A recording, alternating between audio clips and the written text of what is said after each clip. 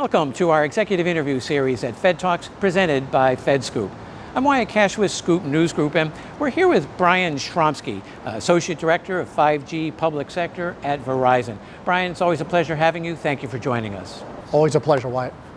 Let me start by asking, where are you starting to see the use of AI make a material difference in improving the customer experience for the American citizen?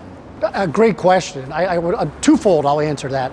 One, we use a lot of AI today in terms of our contact center, so how citizens interact in call centers. We do a lot of work for the federal government as well as state and local government, so that's been around for a while. It's kind of hidden a little bit. And I would say the other side where we get excited, and most recently with the three major handset manufacturers, Apple, Google, and Samsung, you notice everything was about AI, right?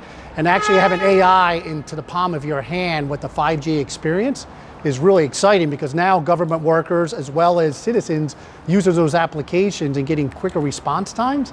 And our network in conjunction with AI is very exciting. That's impressive. And then how are you seeing federal agencies prioritizing the user experience in digital services? Yeah, great question. So what I see is something we've experienced here in Verizon, where we have a mobile first strategy, right? And if you look at the IT spend pie, if you will, for federal agencies, mobility is very small. But on average, do you know that over 350 times a day you touch your mobile device? Which is fascinating, right? So having that experience not only at home, but also into the office and having a seamless experience, right?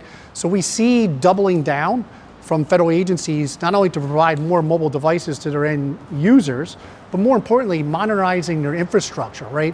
You know, you could have a cell site across the street, but it's not going to penetrate the building with the LEED standards and everything else.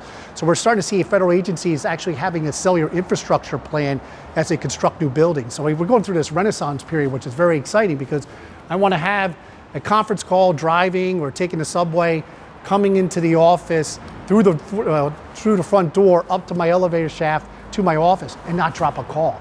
That's not happening today, but we're starting to see agencies actually build the infrastructure necessary to have that seamless experience.